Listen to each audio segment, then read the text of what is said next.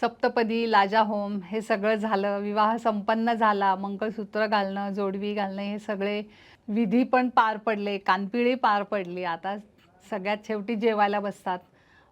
आधुनिक जमान्यात आता वराच्या आईला खूप मान दिला जातो, पाय धुतले जातात वगैरे. ह्या सगळ्या गोष्टी खूप आधी ह्या असायच्या. विहिणीसाठी गाणी म्हणली जायची. विहीण जेव्हा जेवायला बसते तेव्हा तिच्यासाठी गाणी म्हणायचे की आमच्या मुलीला तुम्ही सांभाळून घ्या, आमच्या मुलीला तुम्ही तुमच्या मुलीसारखं वागा, ही माझी मुलगी आहे पण ही तुमची मुलगी म्हणून समजा. तर अशा 2 विहिणी आपण नक्की ऐकूयात. सध्याच्या काळात या विहिणी थोड्याशा मागे पडल्या आहेत, पण ही गाणी कधीही विसरली जाणार नाही आहेत. त्यामुळे आपण ही जी गाणी ऐकणार आहे, हे एक नवीन पद्धतीचं आहे आणि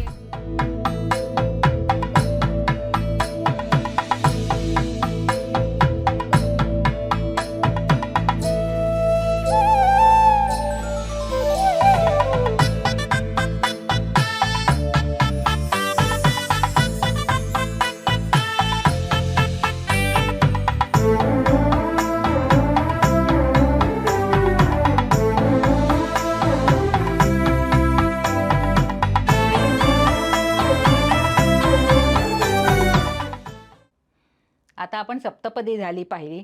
अनेक आणखीन विधी पण बरेच झाले. आता झाली जेवणाची वेळ. आता पूर्वी काय होतं, जेवायच्या वेळेला सासूबाईंचा मान आधी, त्यांची पंगत आधी, सासू सासरे त्यांचे मानकरी सगळे. त्यावेळी मात्र एखादी कोणीतरी मुलीकडची मावशी मामी कोणतरी एक विनंती करायची की आमच्या मुलीला तुम्ही सांभाळून घ्या, नीट वागवा, असं काहीतरी. तर त्याला म्हणायचे विहीण, विहीण म्हणणे असं एक पद्धत होती. तर आता ही जरा आधुनिक विहीण आहे, आपण बघूया. त्या काळातल्या विहिणी खूपच साध्या अशा म्हणायच्या. आता आपण ही विहीण बघूया. ओटीत घातली मुलगी विहीण बाई, सांभाळ करावा हीच विनवणी पायी. ओटीत घातली मुलगी विहीण बाई, सांभाळ करावा हीच विनवणी पायी. लाडकी लेक ही माझी पहिली वहिली, भाग्ये सतियेच्या सून आपुली झाली. लाडकी लेक ही माझी पहिली वहिली, भाग्ये सतियेच्या सून आपुली झाली. तुम्हीच या पुढे तिजसी माझ्या ठाई, सांभाळ करावा हीच विनवणी पायी.